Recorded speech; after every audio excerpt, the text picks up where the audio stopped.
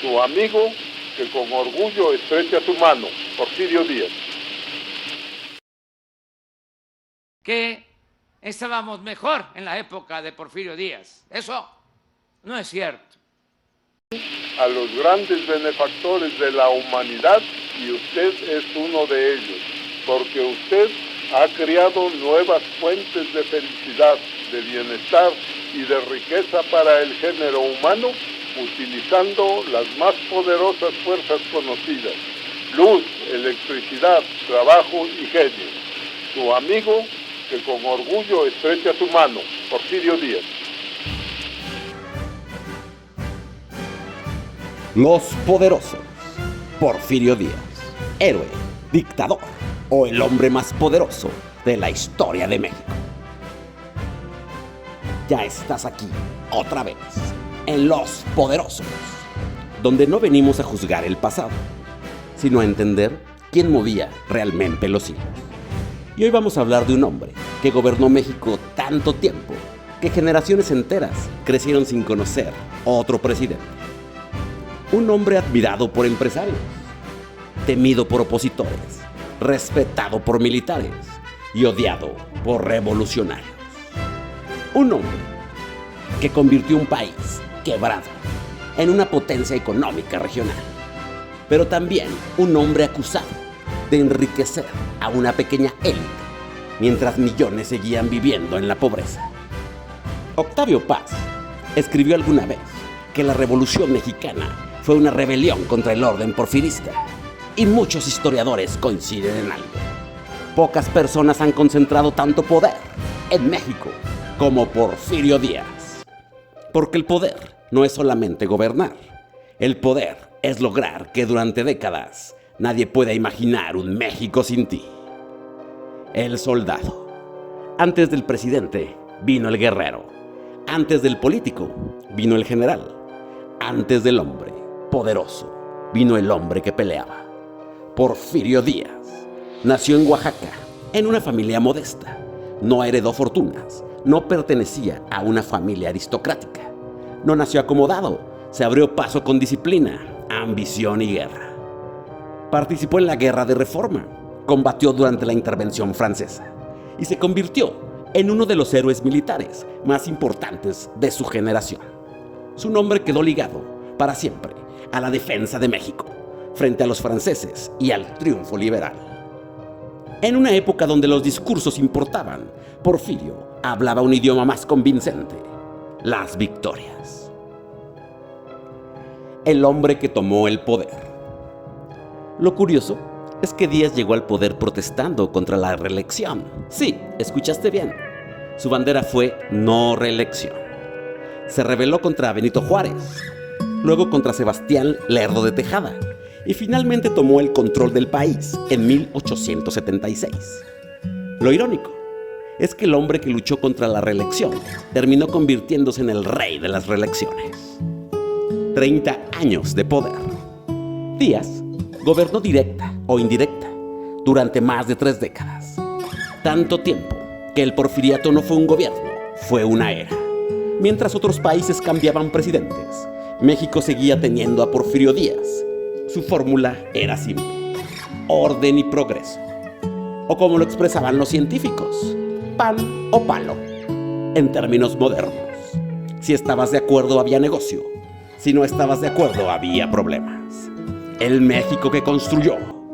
Aquí empieza la parte incómoda, porque muchas de las cosas que hoy admiramos de aquella época sí ocurrieron. Llegaron ferrocarriles, llegó inversión extranjera, crecieron la minería y la industria, se instalaron líneas telegráficas, se fortaleció el Estado mexicano. México dejó atrás décadas de guerras y golpes constantes. Dicho rápido, el país avanzó. La pregunta es, ¿avanzó para todos? Los ricos se hicieron más ricos, porque mientras el país crecía, la riqueza se concentraba.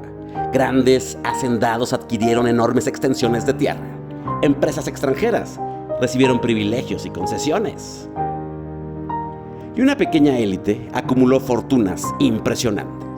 Mientras tanto, millones de campesinos perdían tierras comunales. El crecimiento económico fue real, Lo que no estuvo tan bien repartido fue el pastel.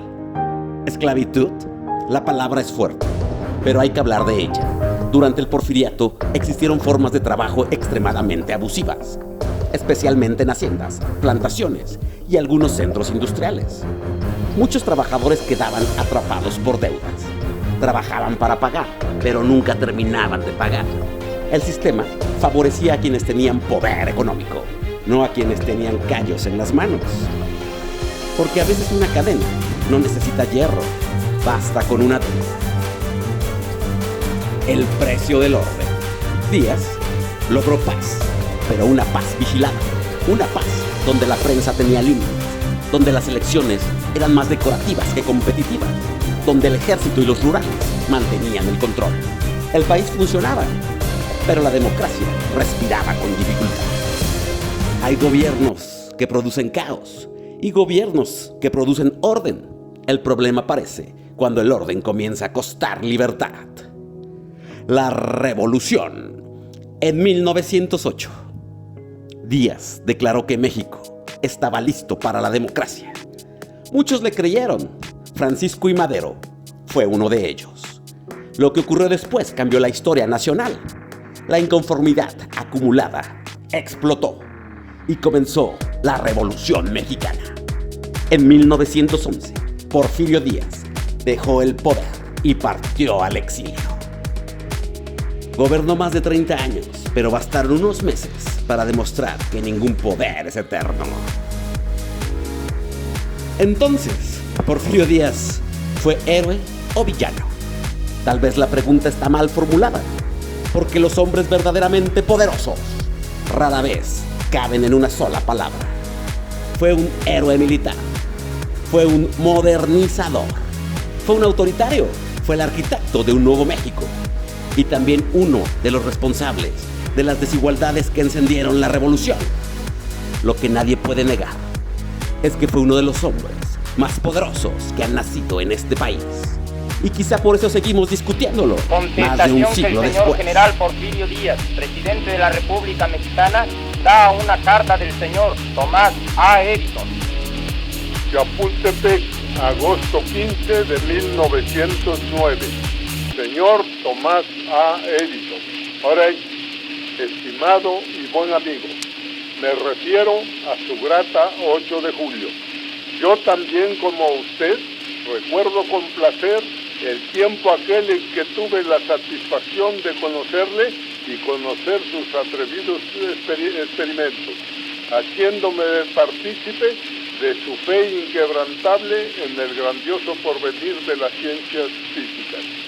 Fue allá en su patria, en los primeros días de la luz eléctrica en Nueva York, y desde entonces presentí en usted al héroe del talento, al triunfador del trabajo, al que más tarde habría de someter a disciplina el fuego arrebatado por Franklin a los cielos para perpetuar acá en la tierra, en sus maravillosos aparatos fonográficos, la cariñosa voz de los seres amados, reproduciendo todos los ritmos, todos los acentos y todas las modulaciones del lenguaje humano. Me es grato complacerle porque tengo en muy alta estimación a los grandes benefactores de la humanidad y usted es uno de ellos, porque usted ha creado nuevas fuentes de felicidad, de bienestar y de riqueza para el género humano, utilizando las más poderosas fuerzas conocidas: luz, electricidad, trabajo y genio. Su amigo, que con orgullo estrecha su mano, Porfirio Díaz. La tercera fue la revolución de 1910, porque Porfirio Díaz llegó a la presidencia y se quedó 34 años en el poder. Se convirtió en un dictador y se esclavizó al pueblo. Por eso surgió el movimiento revolucionario y cambiaron las cosas, desde luego, porque hay insensatos que dicen que estábamos mejor en la época de Porfirio Díaz. Eso no es cierto. Y recuerda, no creas todo lo que ves, porque algunos te dirán que Porfirio Díaz fue un monstruo, otros te dirán que fue un salvador, y casi siempre la historia real es más incómoda que cualquiera de las dos versiones. Lee, cuestiona, compara, porque cuando un personaje divide a un país, incluso 100 años después de muerto, probablemente estamos frente a alguien verdaderamente poderoso.